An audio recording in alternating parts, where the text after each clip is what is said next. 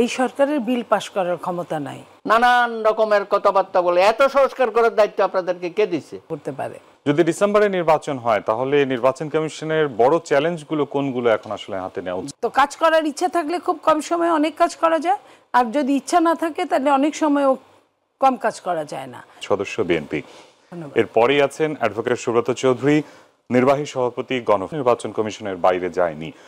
সকল দলেরই দাবি ছিল নির্বাচন কমিশনকে সংস্কারের মাধ্যমে একটি গ্রহণযোগ্য নির্বাচন কমিশন উপহার দেয়া। অন্তর্বর্তী সরকারের বিষয়ে কাজ করছেন, এরই মধ্যে নির্বাচন নিয়ে দাবি উঠেছে এবং ডিসেম্বরকে কেন্দ্র করেই আসলে নির্বাচন কমিশন এগিয়ে যাচ্ছে তাদের কার্যক্রম। সেই সাথে প্রধান উপদেষ্টাও বলেছেন ডিসেম্বর নাগাদ নির্বাচন দিবেন।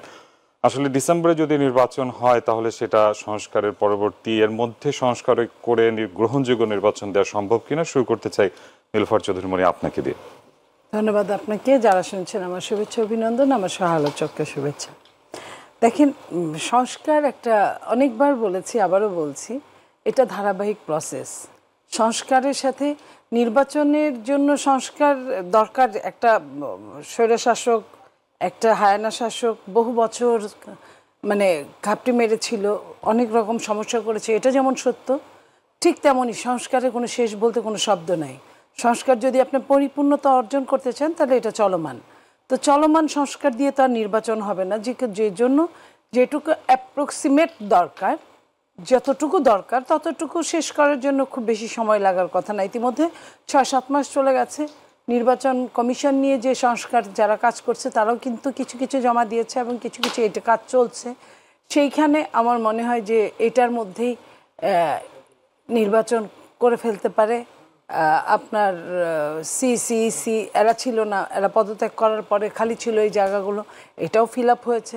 সিসিও বলেছে নির্বাচন করতে কোনো অসুবিধা হয় না। আমার মনে হয় ঠিক হবে না, কারণ যদি সংস্কারের কথা আপনি বলেন তাহলে জাতীয় সরকার নির্বাচনের চেয়ে স্থানীয় সরকার নির্বাচনের সংস্কার সবচেয়ে বেশি জরুরি। কারণ যত সহিংসতা, সর্বোচ্চ সহিংসতা স্থানীয় সরকারে হয়, কারণ সেই ভোটগুলি একদিনে হয় না। ওইখানে 3টা স্টেপ আছে, 3টা স্টেপের মধ্যেও হাজার হাজার স্টেপ সেটাকে ভাগ করা হয়। 3টা স্টেপ যেমন আপনার ইউপি ইলেকশন, উপজেলা ইলেকশন এবং পৌরসভা ইলেকশন, সিটি কর্পোরেশন ইলেকশন। 3টা কি 4টাই আপনি ধরতে পারেন। সিটি কর্পোরেশনগুলো 10টা সিটি কর্পোরেশনের আলাদা আবার নির্বাচন আছে। তো সেই হিসেবে আমি বলি যে যদি স্থানীয় সরকার শুরু করে তাহলে এটা অনেক দিন লেগে যাবে। তার চেয়ে বরং কোনো সরকারের অধীনে স্থানীয় সরকার নির্বাচনটা সবচেয়ে শ্রেয় হবে। কারণ জনগণের কিন্তু মব হাতে তুলে নিয়েছে, জনগণ ভয় পায় না। আইন শৃঙ্খলা রক্ষাকারী বাহিনী ওই ধরনের আগের মতো সেই তাদের দাপট নাই, ওই জৌলুস নাই। শৃঙ্খলার মধ্যে আপনার স্থানীয় সরকার আরও ডেঞ্জারাস অবস্থা হওয়ার সম্ভাবনা থাকে। কারণ বড় দল বলেন কিংবা বিবেক সম্পন্ন মানুষ বলেন কিংবা পতিত সরকারের যারা অনেকেই থেকে গেছে সাপোর্টার, তারাও ইলেকশন করার চেষ্টা করবে, তারাও করবে। তো এইখানে কিন্তু দ্বন্দ্ব, গ্রুপিং, স্থানীয় মারামারি এগুলো কিন্তু বৃদ্ধিই পাবে। সো এই জায়গায় আমরা মনে করি যে স্থানীয় সরকারের চেয়ে জাতীয় নির্বাচন আগে দিয়ে জাতীয় সরকারের আন্ডারে আর যত রকমই সংস্কার করেন, ওই জাতীয় সরকার হওয়ার পরে একটা ইলেকশনের পরে যে ইলেকটেড সরকার হওয়ার পরে তাদের জয়যুক্ত হয়েছে বলার মাধ্যমেই কিন্তু ওই বিলগুলো পাশ হবে, যে সংস্কারের বিলগুলো থাকবে। এই সরকারের বিল পাশ করার ক্ষমতা নাই।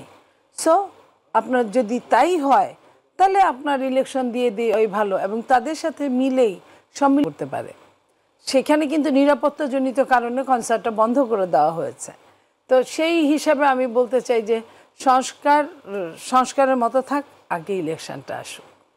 নির্বাচন কমিশন সংস্কার বা নির্বাচনী যে প্রস্তাবনাগুলো সংস্কারে এসেছে সেগুলো বাস্তবায়নের মাধ্যমে আসলে এখন তো ফেব্রুয়ারি শেষের দিকে, যদি ডিসেম্বর ইলেকশন হয় তাহলে আমরা বলতে পারি অনেকটা সময়, 9 মাস আমাদের হাতের সময় আছে। এবং এদের মধ্যে জাতীয় ঐক্যবদ্ধ কমিশনও গঠন করা হয়েছে, তাদেরও মেয়াদ দেওয়া হয়েছে 6 মাস।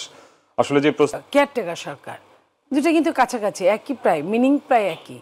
তো কেয়ারটেকার গভর্নমেন্ট যদি 3 মাসে নির্বাচন দিতে পারে তাহলে অন্তর্বর্তীকালীন সরকার কেন 1.5 বছরে নির্বাচন দিতে পারবে না? আপনি দেখেন ঘটনা কিন্তু 1.5 বছরের হয়ে যায়। তো 1.5 বছর একটা বিরাট সময়। একটা যদি ইলেকটেড সরকারও হয়, ইলেকটেড সরকার হইলেও তো 4 বছর 5 বছর দেখতে দেখতেই চলে যায় যদি বলেন। তো কাজ করার ইচ্ছা থাকলে খুব কম সময়ে অনেক কাজ করা যায়, আর যদি ইচ্ছা না থাকে তাহলে অনেক সময়ও কম কাজ করা যায় না। তো সরকারকে বুঝতে হবে সরকার কি করবে। একে সরকারের অভিজ্ঞতার অভাব আছে, এই জন্য দেখেন দ্রব্যমূল্য লাগামহীন ঊর্ধ্বগতি, আইন শৃঙ্খলার চরম অবনতি, এবং আপনার মনে করেন বিচার বিভাগ সেই অর্থে এখন পর্যন্ত সেই অর্থে আমি স্বাধীনতা পেয়েছে বলে আমি মনে করি না। এই জিনিসগুলো প্রত্যেকটা জায়গায় কিন্তু একটা সমস্যার মধ্যে দিয়ে বাংলাদেশ যাচ্ছে। এর মধ্যে সমস্ত বাংলাদেশে দাবি দাওয়া নিয়ে তো তুমুল একটা অরাজকতা চলছেই।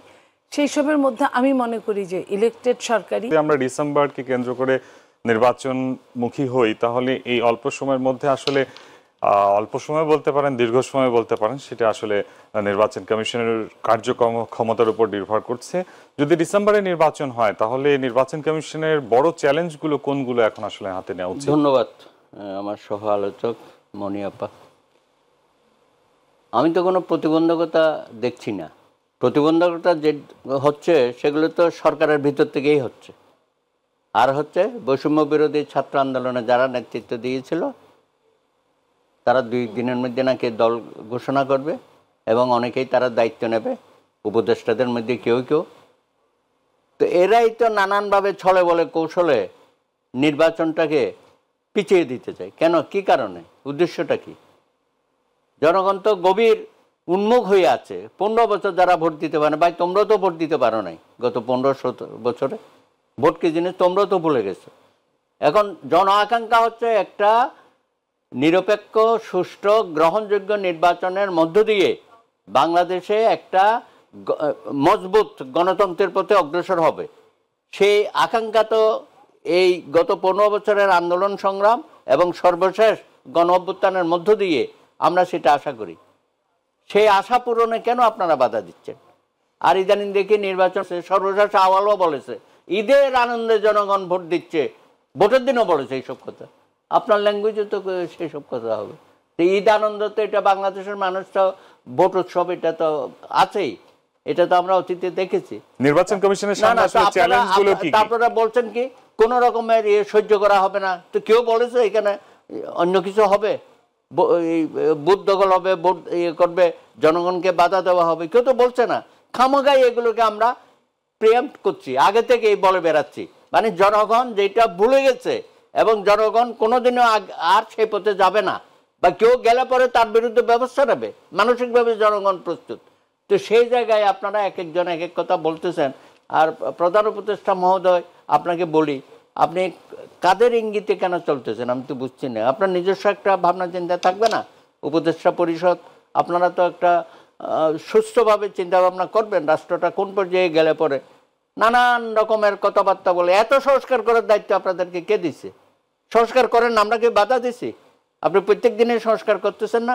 আপনি পুলিশ বাহিনীর সংস্কার করেন, আমরা তো অপেক্ষা করছি। প্রশাসন সংস্কার করেন, কিছু কিছু করছে। আপনি সব জায়গায় একটা সংস্কারের নামে কতগুলো এমন সব ঘটনাগুলো ঘটাচ্ছেন, তাতে মনে হচ্ছে যে আপনি যেন কোথায় আটকে যাবেন।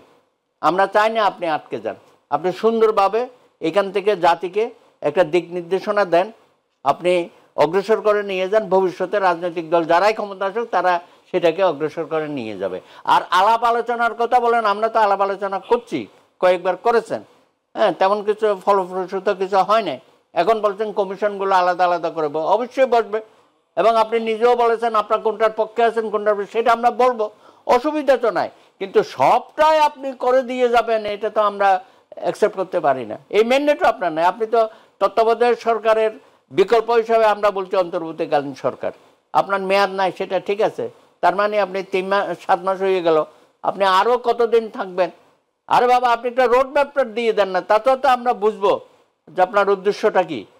আপনি কি শতদৈর্ঘ্য আসে না এটার মধ্যে কোনো অন্যরকম উদ্দেশ্য? আবার কেউ কেউ বলে যে দলটা হবে সেটার সাথেও নাকি প্রধান উপদেষ্টার একটা কি বলে এটাকে মৌন সম্মতি আপনার রয়ে গেছে, এবং আপনি এটা বলেও ফেলেছেন। আমি জানি না এটা কেন